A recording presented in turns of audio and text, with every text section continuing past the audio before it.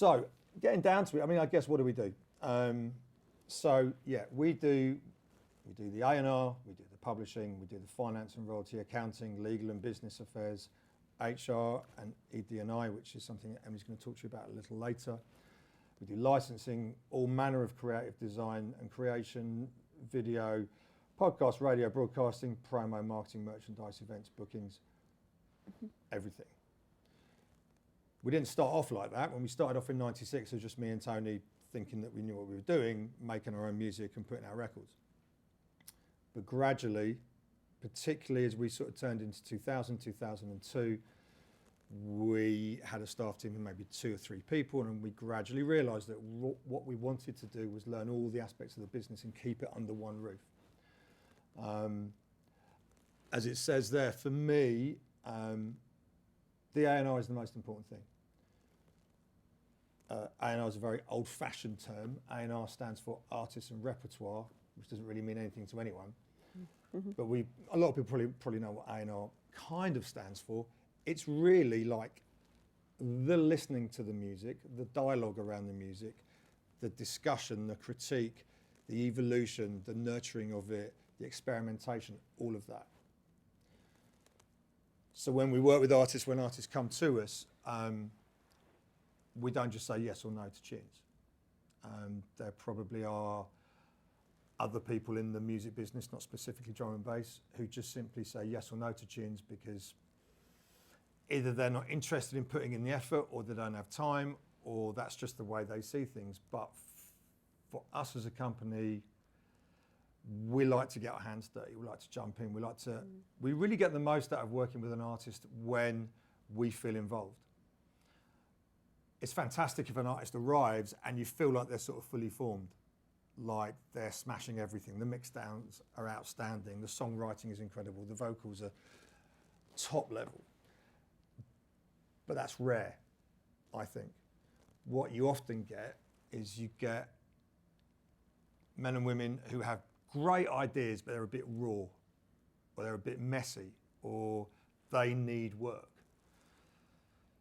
There's lots of things that can be taught. I mean, within reason, as you guys know, mixdowns can be taught. It's hard work, but you can sit in a room with your tutors and kind of go, right, okay, let's get to grips with this aspect of Logic or Cubase or Pro Tools.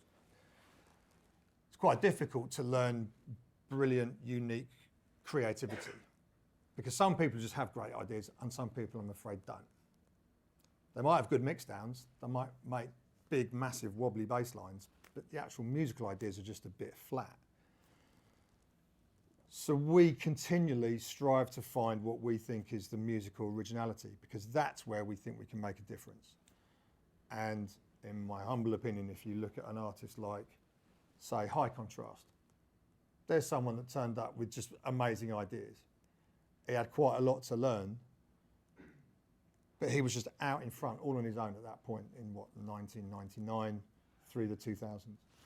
Camo and Crooked, another good example. Solar, one of our young female singers, outstanding songwriter and singer. She can really sing and she can really write and arrange songs. So for us, the A&R is the most important thing, because that's where we as a company and we as a team really get stuck into something, get to understand an artist. Hopefully we, of course, our job is to add value, and our job is to take something and really elevate it into something else, because otherwise, if we can't do that, we should pack up and go home. So that's the essence and the lifeblood of the company, as far as I'm concerned. We have quite a big A&R team. There's actually 7 people in the team. There are some, myself, Dan Newtone, if you like, the sort of older, slightly more senior end of it, and then we have some of our younger staff involved as well, because it's essential that, I think, that we keep turning over the people and the voices that are involved in that team. Because, of course, so often, I mean, I'll be honest, I don't go on TikTok. But it's a very valid source of new music, whether you like it or not, just like YouTube is, just like, just every sort of digital streaming platform. SoundCloud, another good example. So it's to the company's benefit if some of our younger staff who are probably DJing themselves, they're going raving, they're reading magazines, they're going to grime shows, they're into garage.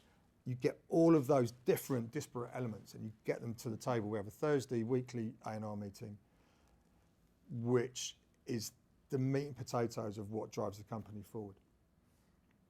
So then outside of that, yes, all those other different areas that we work in, we have our sort of 26 staff team spread across all those different areas. They are all extremely important. I can't begin to describe to you how important finance and royalty accounting is, because it's essential that any music company invests in their royalty accounting so they get it right. Because royalty accounting is actually incredibly complicated. It was hard enough when we were just selling records and CDs and there was no such thing as digital music. Because you could sort of get paperwork in front of you and go, okay, there's the sales from Black Market, there's the sales from Holland, there's blah, blah, blah. If you try and imagine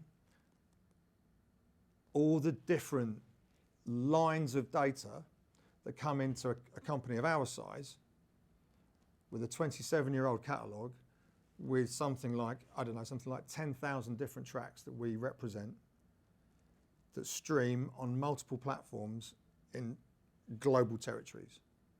So you just try and think about how much information that is.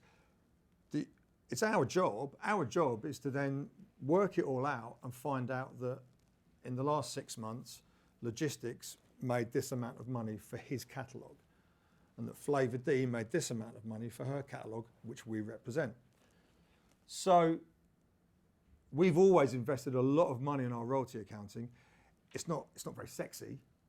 When you're spending tens of thousands on royalty accounting platforms and packages and collaborating with, big companies in Brooklyn and London who put together these sorts of programs for us. But it's essential so that we feel confident that our accounting is absolutely on point. So twice a year when we do our accounting, we send out the statements to, a few hundred artists, whether they're getting paid £10.75 because they released one track with Hospital in 2006, or whether they're getting paid 25 grand, I want to know, and they want to know, that that statement, which of course is now a digital statement, is entirely accurate. They can dig into it, they can ring up, they can talk to Shabir or Craig or Georgia and say, can you just talk to me about the Spotify payments in Scandinavia? And yes, we can get into that. So it's about reliability, it's about reputation, it's about transparency. And the reputation that the company carries through, not just the drum and bass world, but through the music industry is essential. So finance is big. Legal and business affairs, of course, because you're talking about, let's say, signing a contract with an artist to come and work with us.